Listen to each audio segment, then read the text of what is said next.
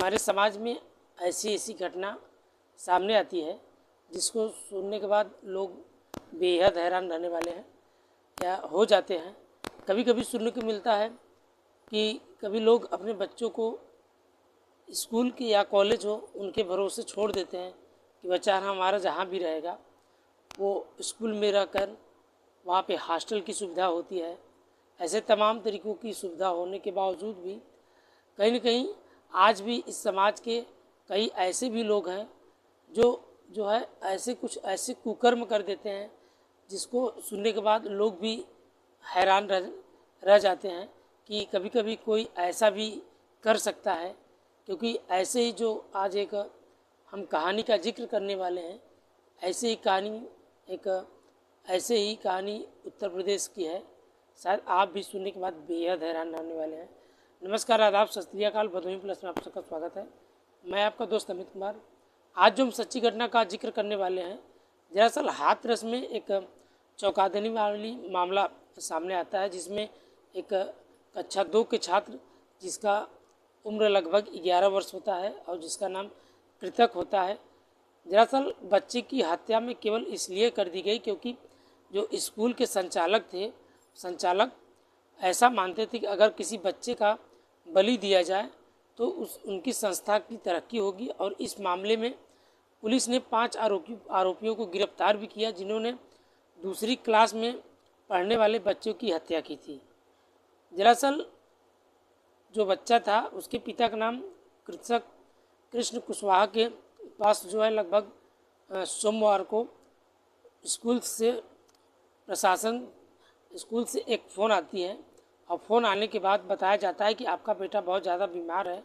जब वो स्कूल पहुंचते हैं तो वहां मौजूद लोगों ने उन्हें बताया कि स्कूल के डायरेक्टर दिनेश बघेल उनके बेटे को अपनी कार में बिठाकर अस्पताल ले गए। लेकिन शुरुआत में परिजनों की सूचना दी गई कि बच्चों की तबीयत खराब थी।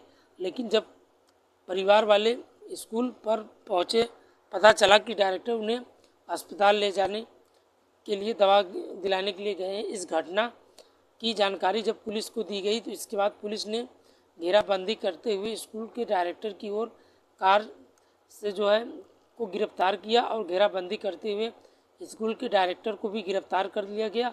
और दरअसल बात ये थी दोस्तों कि जिस कार में प्रिंसिपल ले जा रहे थे, दरअसल उस बच्चे की लाश थी। पोस्टमार्टम की रिपोर्ट आने से यह भी स्पष्ट हो गया था कि छात्र की मौत कैसी हुई। दरअसल जो कृषक के पिता थे कृष्ण कुमार कुशवाहा ने हत्या का आरोप लगाया कि उनके बेटे की बॉडी पर कई निशान थे। यह स्कूल के जो है हॉस्टल में रहकर पढ़ाई कर रहा था। लेकिन बाद में पुलिस ने कुल 5 आरोपियों को भी गिरफ्तार किया जिनमें यह भी बताया जाता है कि स्कूल की तरक्की के लिए कक्षा 2 के छात्र कृष्ण कुमार पढ़ने वाले बच्चे की बलि देने की योजना बनाई गई। लेकिन जब यह योजना विफल हो गया तो तीनों लोग ने बच्चों को गला दबाकर उसकी हत्या कर दी। इस चौंका देने वाली हत्या का मकसद स्कूल के बाहर एक ट्यूबवेल पर बच्चे की बलि देना था। लेकिन जब बच्चे को स्कूल के कमरे में बाहर लाया गया तो वह जाग गया। इस कारण इन तीनों ने मिलकर बच्चे का गला दबाकर हत्या कर दी। यह विचार जो है स्कूल संचालक के पिता जो तंत्र मंत्र की में कुछ ज़्यादा ही रुचि रखते थे और पुलिस को जब स्कूल के पीछे एक नलकूप में तंत्र मंत्र का सामान मिला तो जब इस हत्या की गहराई से भी जांच शुरू हो गई तो इसके अलावा जांच में यह भी सामने आया कि स्कूल के संचालक ने अपनी संस्था की तरक्की के लिए कर्ज लिया हुआ था जो पूरा नहीं हो पा रहा था। इसके कारण उन्होंने बच्चे को जो है उनके मन में आया कि या किसी तांत्रिक या के माध्यम से उनको पता चला कि अगर किसी बच्चे का बलि अगर आप दे देते हैं तो आपकी संस्था की तरक्की हो जाएगी। यह मामला न केवल हाथरस बल्कि पूरे देश में बच्चों को सुरक्षित और शिक्षा प्रणाली को गंभीर सवाल उठता है। इस घटना के बाद स्थानीय लोगों में एक भय और आक्रोश सा प्राप्त होता है। वहीं पुलिस अब इस मामले की गहराई से जांच कर रही है, यह सुनिश्चित करने का प्रयास कर रही है कि ऐसे अपराधियों को कड़ी से कड़ी सज़ा दी जाए। दोस्तों, इस घटना के माध्यम से आपका दिल दुखाना नहीं था, बस आपके साथ शेयर करना था कि अगर आपका भी बच्चा अगर कहीं हॉस्टल में रह रहा है या कहीं दूर रह रहा है तो प्लीज़ ऐसे चालसाज़ों से बच के रहें और अपने बच्चों की खबर टाइम टाइम से लेते रहें, क्योंकि जो आज ये जिस हाथरस में जो ये घटना हुई है वाकई में काफ़ी सोचने पे लोगों को मजबूर कर दे रही है।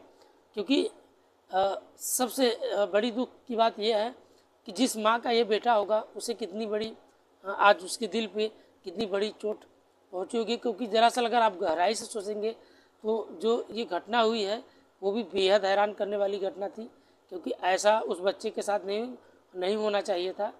क्योंकि जो आज प्रिंसिपल और जो उनके पिता थे, अगर वो तंत्र मंत्र की के माध्यम से न पढ़ते ऐसे रुझानों में तो शायद इस बच्चे का ज़िंदगी बच सकता था।